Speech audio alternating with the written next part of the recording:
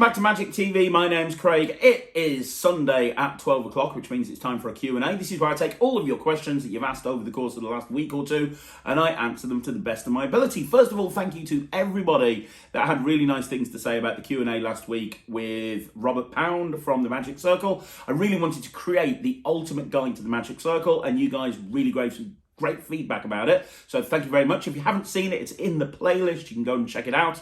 If you have any interest in joining the Magic Circle, that is definitely a video that you want to check out. Anyway, we're back to the normal format this week, so I've got a whole bunch of questions that I'm going to answer. If I haven't answered your question, please ask it again. Sometimes I miss them. And if you want to ask a question, leave it in the comments to this video. We get so many comments on this channel now, it can be very difficult to find questions if they're all over the various different videos. So if you've got a question, leave it in the comments to this video. And now, without further ado, let's have a look at the first question. Okay, so the first question is by Danny Marco. Hey, Danny, that sore throat looks like a pain. It was, man. It was terrible for a couple of days. My question, what trick or magic-like thing would you teach a layman that keeps asking you to teach them something? Well, you know what? That's a great question. You get it all the time, don't you? When you're at a gig and somebody comes up to you and goes, "Oh, man, you're amazing. Can you teach me a trick? I'd really like to learn a trick to impress my friends, and can you show me a trick to show my kid," or whatever it may be. I get it at a lot of networking events as well. I'm at networking events, and even when I'm just down the pub. So yeah, it's something that can happen all the time. And you know what? There's a couple of different schools of thought with this. The first school of thought is, no, don't teach them anything because you're exposing magic, and that should not be the case. My attitude is that that's totally rubbish, because if they're coming to you and saying, "Hey, I want to learn some magic," they're showing an interest in learning. And anybody who knows me from this channel knows that I do not believe that we should lock the gates. I think that we should definitely try and, encourage people to learn magic. I think that's a really good idea. The second school of thought is take them to one side and teach them a simple magic trick, like something with a key card or something. And again, that works. But the problem is, if you're being paid to be at a gig and you've got another gig to run off to, the client's not going to be very happy if you're sitting there for 15 minutes going through the 21 card trick. So I'll tell you exactly what I do, and I don't think I've ever talked about this before. I use this as a marketing opportunity, right? I use this as a marketing opportunity. Now, let me explain what I mean. We've all been there, right? When we've given a business card out at a gig and somebody said, "Oh, you're amazing. Give me a business card. I'd love to check you out." And you give them a business card, you know full well that 9 times out of 10, that person's going to lose that business card. And when they eventually do want a magician, they're going to Google somebody because they can't remember who you are, right? I use people asking me to teach them magic as a marketing tool. Let me explain what I do. On Slightly Unusual, which is my company for magicians, on the YouTube channel for Slightly Unusual, I have a series of 12 videos teaching very, very, very super simple tricks. Like, I think the first one is the old ace production where you have the 4 aces on top of the deck and you put 3 cards to the bottom and 1 card on each one. You know the one. The second one's a key card. They're all really ridiculously easy stuff that you can get in any beginner book, right? And I have 12 of those set up as unlisted videos. And at the beginning of every video, I say, "Hey, my name's Craig from Slightly Unusual. Thank you so much for watching this video." If you're watching it, it means that you've been given the link to this video, because the only way you can get the link to this video is by meeting me or one of my team at an event. So, hey, hope you enjoyed the magic, and thanks for saying that you want to learn how to do some magic. Over the next 12 months, I'm going to be teaching you some really simple magic that you can do. So at the end of the year, you are going to be a master magician. You're going to be absolutely amazing. That's what I say at the beginning of every video. It slightly changes on each video, and then I perform and explain the trick that I'm teaching them in that particular video. Now, there's a reason I do this. So I don't send them all 12 videos at once. What I do, I use an emailing system called Infusionsoft, or Keep. And what I do is, inside Infusionsoft, I've set up a timer system and a tag system. I don't want to get, this is complicated stuff, but basically I've created a form that's on my phone. So if somebody comes up to me and says, "I want to learn some magic," I go, "Look, I've got to be honest with you. I'm really busy. I haven't got time to actually teach magic because I've got to get around all these people. But I can send you a few videos on how to do magic if you'd like. All you need to do is give me your name and your email address." So they give me the name and email address. It goes straight into the form. And as soon as it goes into the the form, it sends it into Infusionsoft, it tags them. So 24 hours later, they're going to get an email saying, great meeting you at an event. I hope you enjoyed my magic. Thanks for asking to learn how to do some magic. I'm going to send you 12 videos over the next year, teaching you how to do simple tricks that you can show your friends and your family. Just click on the link below and you get to see the first video. And then they click on the link below and it takes them to the first unlisted YouTube video.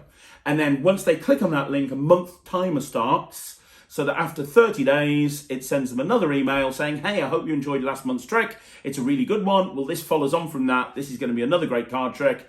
Click on the link below to watch it. And so every month for a year, I send them a trick. A video, and it's a call to action at the bottom of every email. So it says, hey, thanks very much for watching. If you'd like to book me or the rest of Slightly Unusual for an event, click on the link below and we'll get back to you with a no obligation quote or consultation. And on the video, I say at the end, guys, if you want to find out more about booking us to come and do your event, then please let me know in the comments down below. Or please let me know by clicking on this link or whatever it may be. Now, this does a few things. The first thing it does, right, is it keeps me in the mind of that person.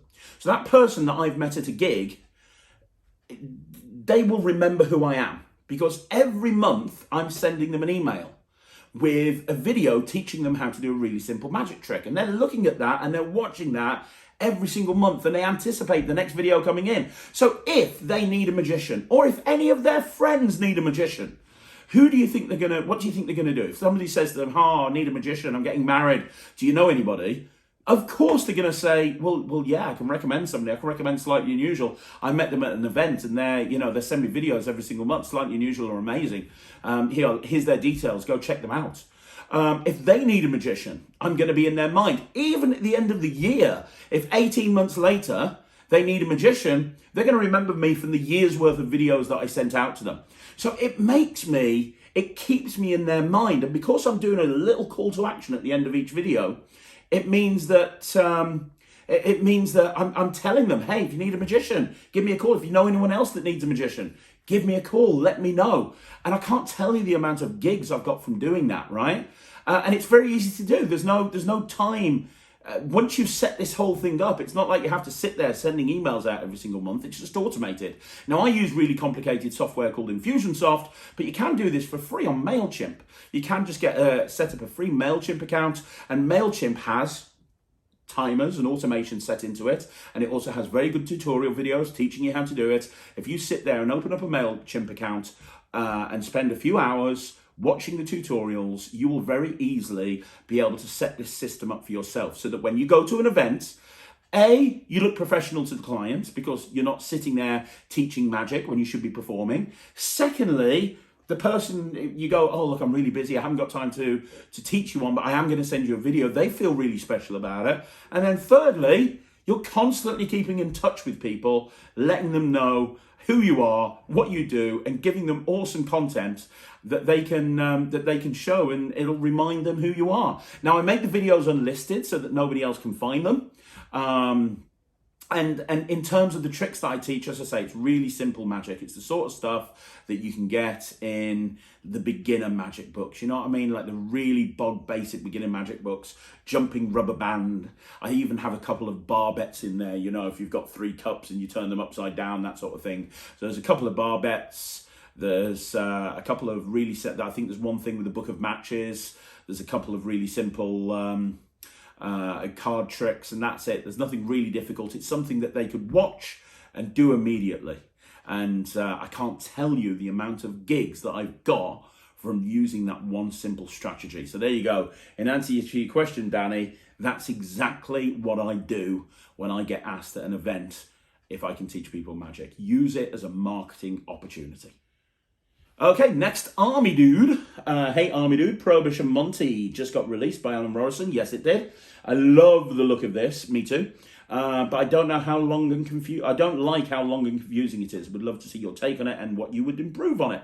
Well, you know what? I am planning on getting Prohibition Monte because I know a lot of people have said to me that they want me to do a review on it. So I'm going to. I have watched the trailer. I have watched the full performance video of Alan doing it. And I know Alan really well. And I know that the presentation that you saw there, which is like 5 or 6 minutes long, I know that Alan will absolutely kill with that presentation because I've seen him kill with that presentation, and different people are different ways. I know that I couldn't string a presentation out that long. That's just not me. I like things a little bit more quick, a little bit more snappy. But Alan has actually said that on the download, he talks about different ways to present this trick. Because by the looks of it, and it's kind of shrouded in a bit of mystery, but by the looks of it, it's a way of doing the 2-card Monte with one card that's inside your wallet that you can take out and you can do anytime, anywhere, and you end up with this killer moment where it fuses together. I love the idea behind this, I really do. And yeah, I'm going to do a full review on it as soon as I get it, and you know, if I can think of a different way to do it that suits my personality and suits my character more, I'll definitely include that, like I do with everything that I review. So look out for that review, it'll be coming soon. But yeah, if you haven't checked out the trailer, it really does look good. If you're not into longer presentations, don't worry about that. Look past that and look at the actual effects and that moment at the end where it fuses together. I think that's really clever thinking. But we'll see. I'll know for sure when I get it for review. Okay, so the next question is by Hungry and Hungover. Hey, dude. What are your thoughts on gambling routines? Any favourites to get into it from a shuffled, borrowed deck? You know what, man? I'm not really into gambling routines. I don't gamble. At all in any way, shape or form. It's not something that I do. I don't play, I don't know the rules of poker. I kind of know the rules to blackjack because I've been to the casinos with David Penn a few times and he taught me. But I don't really I don't sit around playing cards at night. It's not something that I'm kind of into.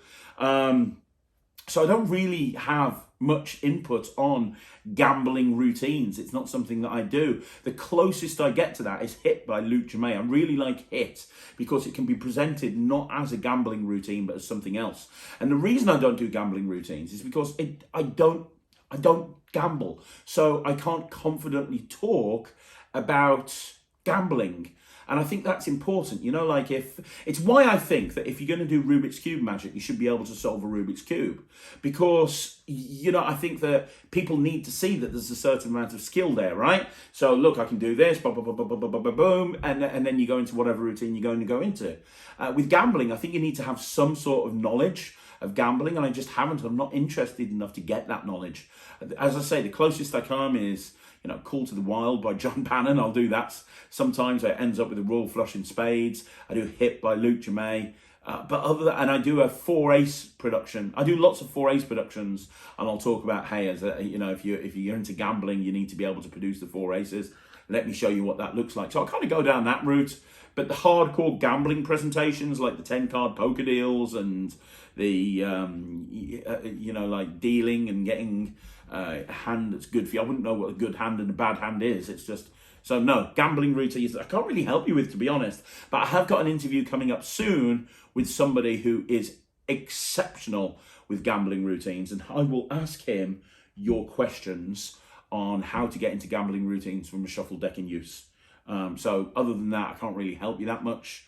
As I say, the closest I get is grab a shuffle deck, cull the 4 aces to the back, and do like a 4-ace production.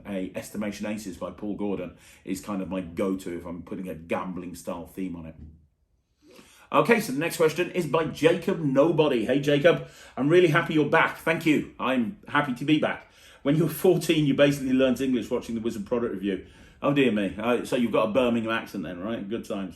My question is, what is your favourite torn and restored card effect? Well, my gosh. My favourite one to actually watch is The Reformation by Guy Hollingsworth. I absolutely love that. I can watch it over and over again and never get bored watching that. I think it looks absolutely sublime. It looks absolutely amazing. My favourite one to perform as an opener is the Torn and Restored card by Changing Cards, which was created by Bob Swaddling and then bought out by Richard Young and Changing Cards. I love that Torn and Restored card because it is so easy to do. It really is ridiculously easy. It allows you to focus on presentation, and that's one that I've used as an opener for a very, very long time. Other Torn and Restored cards that I've done that I really like is Rehab by Cameron Francis. Rehab is great. Really, really good. You've probably seen on the shorts that I do a really nice Torn and Restored with Tool by David Stone. That allows you to do a really nice Torn and Restored sort of transposition. JC Wagner's, when I was younger, I learned the JC Wagner torn and restored card, and I did it for a very, very long time. Obviously, you're left with one corner that doesn't get restored, but I don't really think that's too much of an issue, to be perfectly honest. The JC Wagner routine is still one of the best torn and restored cards ever created, in my opinion. And is there any others that I do? Torched and Restored by Brent Braun. For years I did Torched and Restored, and I think that's a really, really good one. I absolutely love that. And you know what? I've forgotten about that. I should revisit Jeff Williams. Jeff Williams had a Torn and Restored card on his Miracles for Mortals DVD set, I believe, which was brought out by Cosmo Magic. And it was a really clean Torn and Restored card using a very clever gimmick. I mean, it was incredible. I haven't done that in years. It just popped into my head.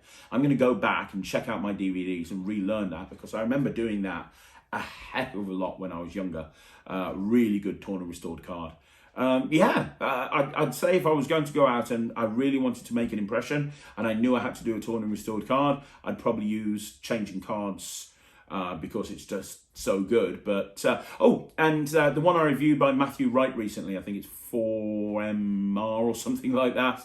I did a performance of that when I reviewed it, and I'd only been working on it for about 2 weeks. I've since been working on it for about a couple of months more, and I've got that looking really good now. And I do like that because it's like the Reformation, but you end up with a mismade card which can give out as an examinable thing, which looks really good. So there you go. Those are all the Torn and Restored cards I like. I've just listed off a whole bunch of them for you. But let me know in the comments down below, which Torn and Restored card do you prefer? The next question is by Emilio M. How you doing, Emilio? And his question is, hey, Craig. Hey, Emilio.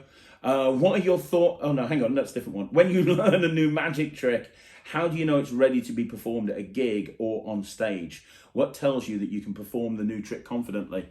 Well, you've talked about stage there. You've talked about stage. So I'm guessing you're talking more about a stage piece than a close-up piece. To briefly talk about close-up, once you've got the handling down and you've practiced it a few times to friends and family, and I always do that. When I'm working on a new trick, I'll show Ryland, I'll show Thea, I'll show Sarah. And Sarah and Ryland especially, not so much Thea, but Ryland and Sarah are brutally honest with me. If they think that they've seen something or something looks kind of dodgy, they will tell me in a heartbeat. And the stuff that I've practiced for ages that I thought it looked really good, and that they've turned around to me and said, well, actually, no, Dad, that sucks, or whatever it may be.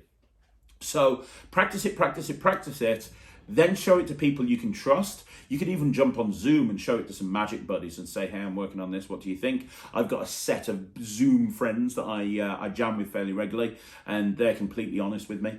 And then the thing with close-up is when you've got it to a point that you think it's ready and other people have said, yeah, that's pretty good, you just got to go out there and do it, man. You just got to go out there and you got to do it. Nothing gets a routine more honed in than doing it in front of a real audience. And it's going to be scary at first. Don't get me wrong. It's going to be scary. Going out and performing it in front of real people is scary. And I've met so many magicians that have been working on a new Torn and Restored, or working on a new trick, or working on this, or working on that, and they take it to a gig, and it stays in their gig bag for 6 or 12 months, and it never gets put into their act because they're too scared to actually do it, because when it comes to it, they're performing, and it's kind of like, oh, I'm just going to stick with what works, right? And it's why so many magicians do the same tricks over and over and over and over again and don't change their set, because they're scared to put something into their set. The only way to get something new into your set is just flight time. Have the balls to go out there and do it in front of a real audience. And you kind of say to yourself, what's the worst that can happen? Well, the worst thing that can happen is that you do it terribly and you get busted. So you don't do it as your opening trick. A lot of the time, when I'm putting something new in, I'll wait for that really good crowd. You know, the really good crowd that are losing it over everything that you do. And then I'll say to them, after 2 or 3 tricks, I'll say to them, look, guys, I've been working on something new. I think you guys would appreciate it. Would you mind me showing it to you? Would that be okay? And now you've kind of prefaced it and you've told them it's new. So if it absolutely sucks, they still think you're good because of what you've done before, but now you're kind of working it in a low pressure environment, if that kind of makes sense. So with close-up, that's what I do. I just have the balls to go out there and do it. With stage magic, you do need a lot more rehearsal, and this is the mistake that I see a lot of new stage performers doing. I see them performing for the first time and they look completely lost on stage. Like they don't know where to stand, they don't know where their props are, they don't know what's going on. And I think one of the reasons is, with stage more so than close-up, you need to do dress rehearsals. And I mean full dress rehearsals. Whatever you're planning on wearing in your act, you need to put that on. And you need to rent a village hall or something, and you need to do your act over and over and over again. And because one of the mistakes that you'll make, and I've seen it happen, is not knowing where your props are, and it looks disorganized. And when you're on stage and you start making little simple mistakes like that, it can look really under-rehearsed. So what you need to do is you need to practice, do full dress rehearsals of the whole show to nobody. You're there and you're just like doing the whole show to nobody, practicing, right, okay, this prop is here, then I'm going to do this, then I'm going to do that, then okay, that doesn't work right there, because then when I need this, it's not going to be in position, so I need to, and you'll learn so much by just doing it over and over again as a full dress rehearsal. I remember when I first put my illusion show together, the Slightly Unusual Illusion show, we had a golf course that had a function room that wasn't being used, and we hired the function room off them, and we kept the illusions in there, and we used to go there every day, setting up the illusions, doing the show over and over again. Then we'd go home, then we'd come back and do it again for probably 2 or 3 months until it was absolutely perfect. And that's what you need to do. That's what you need to do. You need to make sure that everything flows, if that kind of makes sense. You need to make sure that everything flows, and a dress rehearsal is the most important thing. So if you're talking about having it on stage, make sure you've got lots of dress rehearsals before you actually go and perform it on stage, because at least then it's going to feel polished, even if it's a little bit ropey. And things will get better the more you do it. So the more you do, the more you perform a trick, whether it's on stage or it's close up, the better it's going to get. Okay, so the next question is by Der Obercher. I butchered your name, dude. I'm really sorry. And the question is, what do you think of the Prism deck by Joshua J? Have you got it? Do you use it often? Yeah, I've got it. I think it's absolutely fantastic. I think the Prism deck is incredible. It's one of the best color changing decks that there is. You've also, and I like it's not just the Prism deck. It's not just what most color changing decks are, is I've got this deck of cards, oh, it's changed color, that's the trick. And the trick is that the deck of cards changes color. What Josh has done with the Prism deck is there's a whole bunch of other effects built into it before the deck changes color. And then when I saw Josh do it, he then turned it into a Phantom deck, and he was left with a Phantom deck and a whole bunch of really fun, good stuff. But yeah, the Prism deck is great. I'd highly recommend it to everybody. I'm probably going to be doing a video at some point soon, and that's going to be included in the video. But yeah, highly recommended. Love the Prism deck. Okay, so the next question is by Sandy Wilson. Hey, Sandy. Congratulations on Gossip. It arrived today. Looking forward to learning it. Thank you very much, mate. I do have a question for you, Craig. I refuse to look at any books or DVDs that discuss stage illusions, purely because I don't want to know how they're done. I like to keep this area of magic magical for me, so I can still experience a sense of wonder when I watch them. Is there any area of magic that you keep off limits yourself, so you can still feel like a layman sometimes? Great question. And the answer is yes. For many, many years, up until about 7 or 8 years ago, maybe longer than that, 10 years ago, I used to keep away from mentalism. Because I wasn't a mentalist. I had no interest in mentalism. And then I realized I was cutting off my nose to bite my face. Kind of makes sense. Because there's a lot of principles in mentalism that you can apply to magical performances that will make your magical performances stronger. And if I'm not learning these mentalism routines, I'm not able to apply them to other stuff that I do. So for example, one of the things that I do all of the time, and it'll be in the next everyday carry video, but one of the things I do all the time is a bank night routine that's designed to fit into my wallet, and it's kind of everyday, you can do it anytime, anywhere. And I love bank night, but that came about as a result of studying mentalism and understanding the principles and the routines in mentalism and applying them to what else I do. So mentalism was that thing for me, but the thing that I've always stayed away from, for a couple of reasons. One is I have no interest in performing it myself. I really enjoy watching other people perform it, and it baffles me because I don't really understand how it works or why it works, but I couldn't see myself doing it. So, and I know it takes a lot of practice in order to get it right, is hypnotism routines. And I'm not talking about stage hypnotism where everyone sits down, looks at a flashy light, and then pretends to be a monkey. I'm talking about the stuff that like you see Mark Lavelle doing, and the stuff you see like James Brown doing, where you know they'll be in the middle of a routine and then suddenly they can't lift their hand off the table. Or I've seen Mark Lavelle do this incredible routine where he's doing Coin Vex by David Penn, and they squeeze the coin and then they can't open the coin. They can't open their hand. It's impossible for them to open their hand until Mark like allows them to open their hand. That stuff is incredible to me. It's absolutely incredible. I sit there thinking, you're obviously not in on this, and yet you're genuinely believing that your hand can't open, and it's amazing. But I'm never ever going to perform it. It's not my style, and I don't want to learn how to do it because I like to keep that mystery behind it. So for me, hypnotism. But let me know in the comments down below. Does anyone else do hypnotism? Like I do agree that it makes, if you incorporate it into a close-up magic performance, it can really enhance a close-up magic performance, I think, but it just wouldn't fit my character. Let me know down below if you do hypnotism, or if there's another area of magic that you have kept away from because you don't want to know how it's done. Okay, so the next question is by John Holly. Hey, John. Loved seeing you and Ryland review magic products. Thank you. How old was Ryland when you started teaching him magic? Ryland appears quite accomplished, even doing mem deck work. I have a 4-year-old grandson who's anxious to learn. Any suggestions on where you started would be appreciated. Yeah, I mean, Ryland was doing magic from the age of 2. I did a 5x5 once a few weeks ago, and you can look it up, and it was like a video of some of Ryland's performances when he was a lot younger. But I've got videos of him doing a full transfer when he was 2 years old. Before he could properly speak, he was able to do a full transfer. I always said, my dad used to try and force me into doing stuff that he was into, like aeroplane modeling and stuff like that, and I was just not into it, and I rebelled. So I said to my wife, I said, Sarah, if Ryland wants to learn how to do magic, that's cool, I'll teach him. If he doesn't want to, that's cool as well. Thea, his sister, doesn't particularly, she loves watching it, and she loves doing very, very simple tricks, but she doesn't really want to learn magic, which is absolutely fine. Ryland, however, has been obsessed with magic for a very young age. Not just magic, skateboarding, karate,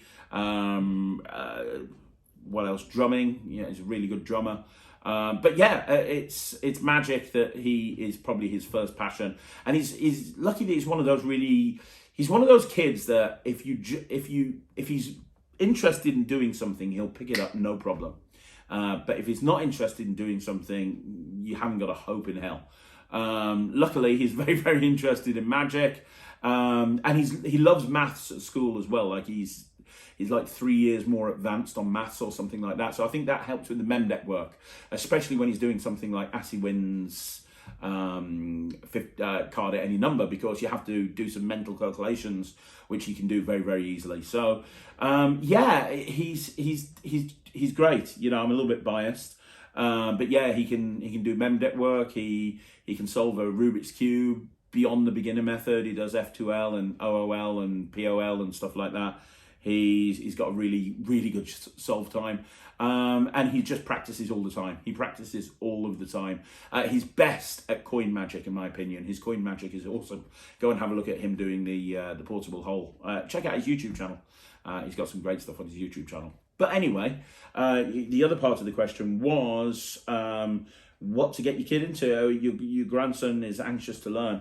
The first trick that I taught Ryland, I mean, I taught him a coin vanish when he was really young. The first trick was when he was about 3, and he did sponge balls. I taught him the Pat Page sponge ball routine. I got him small 1-inch sponge balls, and I taught him the Pat Page sponge ball routine. Then I think he learned ninja rings. That was the next thing he learned, and then he learned fiber optics, and then I kind of got him into card magic, and he started learning a load of card stuff. I mean, Ryland is very lucky because he has the review show, so every single week he has to perform 2 new tricks. That's outside of the other stuff that he's learning as well. Every week he has to learn and perform 2 new tricks, and he has to perform them to a good level so that he can review them, right? So he's constantly working on new material. His repertoire is huge, a lot bigger than a lot of other magicians. But I like the idea of not starting something too simple, but you know, I like with Ryland, I taught him the basics of sleight of hand at the very beginning, so that's why I went to the sponge ball routine first. But I think the most important thing is make it fun. Make it fun. Ryland loves doing magic because it's fun. It's kind of almost like a Pavlov's dog thing. You know, he thinks about magic and he thinks about having fun. So for him, it's more enjoyable. So make it fun. I would never shout at Ryland and say, look, don't do that. Don't practice. You need to come here and practice. He practices on his own regard, if that kind of makes sense. But yeah, that's it. That's the only advice I've got for you. Hope it helped. Okay, so the next question is by Gert Jan Segrian. Hey Gert, how you doing? You're passionate about superhero comics. Me too. Boom, Marvel. Passionate about superhero comics. When I read a trick, the first thing that goes through my mind is, what superhero story can I tell with this trick? Tricks that immediately give me the click, stick my mind best and are easier to perform. Is this a good way to pick material? Or do I create too big of a niche? Do you already know the date for the upcoming Alakazam Coin Magic Academy? Yeah, it was a few days ago. Right, okay. So you're asking about superheroes. Okay, so you want to know... Right, okay, well, I wouldn't have a set that's just superheroes and nothing else. So I wouldn't just like make every single trick about superheroes, because that's kind of a little bit, that is a bit too niche. But there's no harm in like throwing some stuff in there about superheroes. I think that's a really good idea. I take what I'm into and I incorporate it into my magic, and that's what you should do. So I've got presentations based around Doctor Who and psychic paper. I've got presentations about superheroes. I've got presentations about wrestling, all this different stuff that I'm into, because if you're passionate about it, your audience is going to be passionate about it. And there's a few different ways that you can make it about that thing that you're into. The first is the very obvious way of maybe doing a book test with a comic, or maybe, a dress code and it changes into a superhero or whatever it may be, and really kind of bringing that whole thing in and really making it about superheroes. The other way that you can do it is by changing the presentation. So you're doing a trick that's got nothing to do with superheroes, but the trick that you're doing, you create a presentation that's based around superheroes. And the perfect example I can give you is David Regal. So David Regal, on one of his DVD sets, he's got a coins through table, and he talks about the Flash, and he says that the Flash is his favorite superhero, and a lot of people think of the Flash as just being able to move faster than light, but there's a lot more to the Flash than just that. He can actually vibrate the molecules in his body so fast that he can actually pass through solid matter. And you have learned to do the same thing. You have actually learned to take coins, vibrate them so quickly that you can actually pass them through solid matter. Let me show you what this looks like. And it's a great presentation, and it's a great hook, and it's bringing his love of the Flash and superheroes into a presentation that normally would just be a normal coin trick. Look, I have 4 coins. I'm going to push them through the table one at a time. So it makes it a lot more interesting to the audience. So there's a few different ways that you can theme your magic to something that you're into. But yeah, I mean, I wouldn't do an entire act based just around that one premise, but to incorporate a few different routines and make it about something that you're passionate about, I think that's a really good idea. Okay, so we have another question by Gert Jean Segran again. Hey Gert. Right, the next question is, when I'm practicing, should I structure my week? For example, Monday cards, Tuesday coins, Wednesday rubber bands, Thursday Sharpies, Friday presentation, Saturday cups and balls, Sunday whatever I feel needs extra attention? Or is it better to take certain period for certain aspects and then carry on to the next? Right now I practice mem deck each day and then do whatever I feel like. First of all, I think it's a really good idea to practice mem deck every single day. I mean, else you'll forget it. It's the same with the Rubik's Cube. Try and solve Rubik's Cube. If you've learned how to solve Rubik's Cube, try and solve Rubik's Cube every single day, else at some point you will forget. It's the same with the mem deck. Make sure that you're practicing that mem deck every single day, even if it's just for a couple of minutes, else you will forget it. There are certain things that are like that.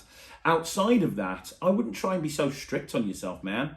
Don't forget that magic is a hobby, and because it's a hobby, it's meant to be fun. I talked about this with somebody the other day. I can't remember who. Steve Faulkner. I talked with this about with Steve Faulkner, and we talked about how when people become professionals, they they start to look at their magic less like a hobby and more like a business, which you should, and that's the absolutely right thing to do. But it means that I've met so many magicians that are no longer passionate about magic. It's that thing that they do. The trick selection that they have is based on what will work best for an audience.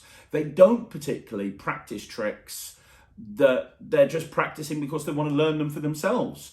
They only practice tricks that are really appropriate to perform in front of a real audience because they're going out and performing all of the time. They haven't got time to do that. It becomes less of a hobby, and therefore it becomes more regimented, and that's when people fall out of the love of magic. And it happens, unfortunately, an awful lot. Now, one thing that I do is I practice everything. You know, if it's completely uncommercial, I'm cool with that. If it's something that I enjoy learning, I'm going to learn it. Perfect example, I very rarely perform the 3-disc Monte. It's just something that I'm not in a situation to perform very often. But I have spent hours and hours and hours perfecting my 3-disc Monte routine because I just love it as a premise. I remember when I went to Tenerife and I saw con men doing the 3-disc Monte, and at that point I was like, oh my gosh, I want to learn how to do this as well. So for me, one of the things, I've seen so many magicians that have kind of lost interest in magic, and their motivation to learn and perform magic has waned. And, you know, I've read stories of magicians who haven't picked up a deck of cards in a year. I'm exactly the opposite. I'm learning more magic now than ever before. Because I'm using this opportunity to go, right, okay, let's learn this, let's learn this, let's learn this. Right, what am I going to learn from this book today? You know, it doesn't necessarily mean it's going to go in my act, but I want to remember that magic's a hobby. Because if I still have magic as a hobby, and therefore I'm passionate about it, that's going to reflect in my performances. And the reason I'm bringing this up is because you're being too harsh on yourself, man. What happens on a Tuesday when you're meant to be doing coin magic if you don't feel like practicing coin magic? You're going to force yourself to do it? What about if you want a night off and you just want to chill and watch Netflix? Are you going to force yourself? I can't go and watch Netflix on a Thursday, I'm afraid, because I've got to spend 2 hours studying Joe Rhinefleisch. Get the rubber bands. Don't make it so regimented, yeah? I understand that you want to get better and you want to improve, and that's a really good thing to do. And it's great to try and want to be better, and that's awesome. But don't try and impose this on yourself, because you'll just end up burning out and you'll end up hating magic, and you'll be one of those people that has walked away from it, and you'll somebody will meet you at a gig in 15 years time and you go, oh yeah, I remember, I used to do magic, I used to do magic 15 years ago. You don't want to be that person, so make it fun. Make it fun. Practice something because you want to practice it, not because it's down on a fucking schedule and you have to practice it because that's when the schedule tells you to practice it. Practice it because you want to. Does that make sense? I hope it does. I hope it does. Make sure that you keep your magic fun. Don't force yourself to learn something that you don't want to learn. Okay, the next question is by Mr. Harmon. How you doing, Mr. Harmon? And his question is, what's your opinion of the magic show Big Trick Energy? Haven't seen it yet. Can't find anywhere to watch it. But, I'm going to watch it. I'm excited about watching it. I think it's probably going to be very good, but I haven't seen it yet. One thing that I have seen are magicians on forums, on Facebook, in Facebook groups, bitching and moaning about Big Trick Energy. Oh, well, I don't think it was very good, and the reason I don't think it was very good is because they didn't do the sort of magic that you can do in the real world, and I don't think it was very good because I think that this was too staged. I can't do that voice for long. There's, so much negativity, and it just drives me up the wall. Why can't we be happy for those people? You know, we need to be positive. As a community, we need to be positive about anything that goes on TV. And I read reviews from Laymen, and Laymen are loving it. So why would you be the person, and I've seen it, why would you be the person that jumps in, a layman goes, oh, I've seen Big Trick Energy, it's really good. And you go, no, it's not very good for this reason, this reason, this reason. And by the way, Mr. Harmon, I'm not saying you're doing this at all, you've just asked the question. But I've seen people do this. I've seen a lot of people, a lot of magicians slag this particular show off, because really I think the only thing I can think of is jealousy. Whilst in reality, my attitude is any time that magic's on TV, that is a really good time. because it means that magic's going to become more popular. More people are going to want a magician at their events, and that is when I benefit. I remember Britain's Got Talent last year, and you had so many magicians in the final. And I had a magician say, aren't you jealous of people like James and Dylan Piper and this person and this person and this person? I'm like, no, I'm loving this. Let them carry on. I want them to win, because their success is going to translate down the line to me, and more people are going to want to book magic, and that's going to benefit me. So yeah, I'll let you know what I think of it when I've actually watched it, but I'm expecting good things. But even if it's terrible, even if it's the worst show in the world, if a layman asks me what I think about it, I'm going to say I like it. So the final question today is by Johnny619. Hey, Johnny619, how are you? And his question is, I absolutely loved Gossip. Thank you, Johnny. Appreciate that. What other magic releases have you got coming out over the next few months? Well, you know, I don't want to give everything away, but here's the thing. Gossip was my first release in several years. It's been very well received, and I really appreciate everyone that said nice things about it. Thank you very, very much. I've heard wonderful stories of people that are performing it and getting great reactions, and that's what you want as a creator. What you want is you want people using your material, right?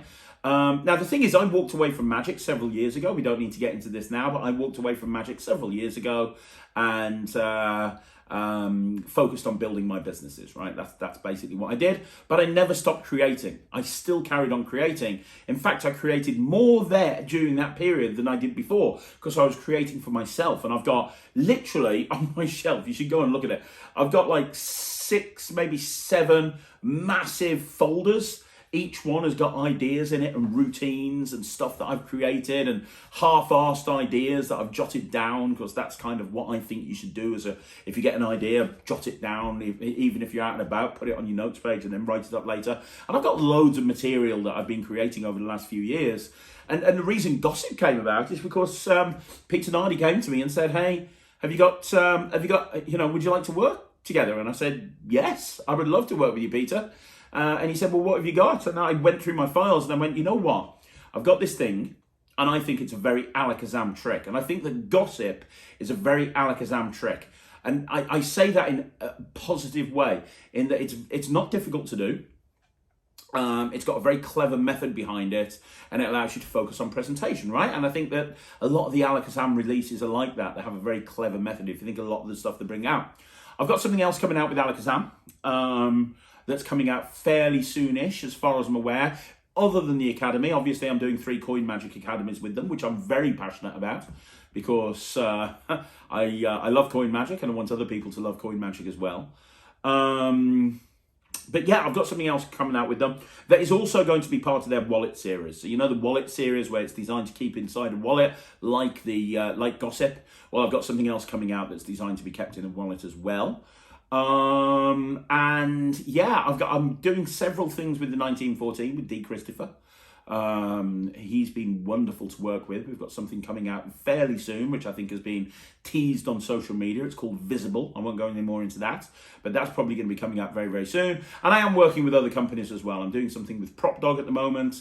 I'm flying over to the States in August, and I'm visiting the guys at Penguin Magic. And there's some other companies that I'm working with that I can't talk about as well. So I'm doing a whole bunch of stuff at the moment, but I think the next thing that's coming out is Visible, which I'll be talking about more on the channel when it comes out. That's through D. Christopher. That's incredible, and it's the first part of a series of releases, and this is part 1.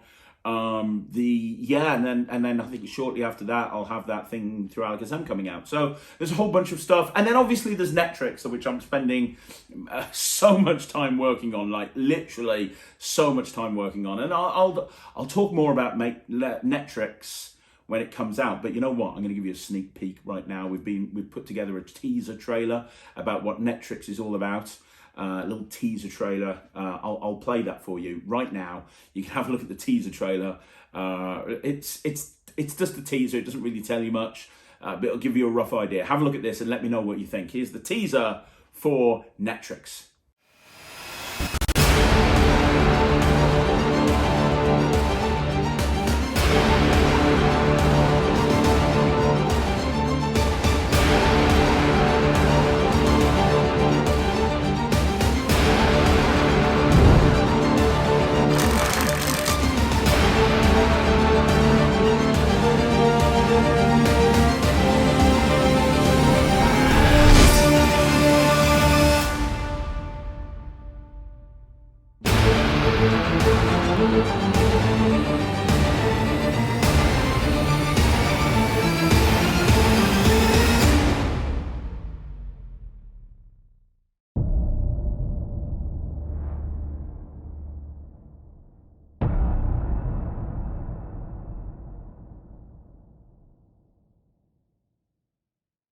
So there you go, guys. That is another Q&A in the bag. Thank you very much for joining me on the Sunday afternoon. I really appreciate it. Don't forget, later on today at 9 o'clock, we've got a review show special at 9 o'clock tonight.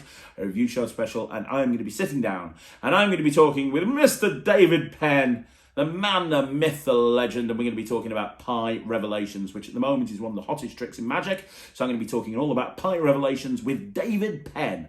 That's going to be super exciting. And there's going to be, at 6 o'clock, there's going to be a Magic Live, and at 2 o'clock, there's going to be a Shorts. 4 videos today for you guys. So do me a favor, if you want to see more videos like this, please like the video, subscribe to the channel, and leave a comment down below. And if you want to get your question answered next week, I would love to answer your question. Just leave it down below in this video, and I promise you I will answer it next week. Outside of that, let me know what you think about Netrix down below. Don't forget to like and share, and I will be back again tomorrow on Monday with a Shorts at 2 o'clock. 6 o'clock, we're going to have a Magic Live. 9 o'clock, we are going to have a 5x5. I'll see you again. Thanks very much for watching. Have a great Sunday. My name's Craig from Magic TV.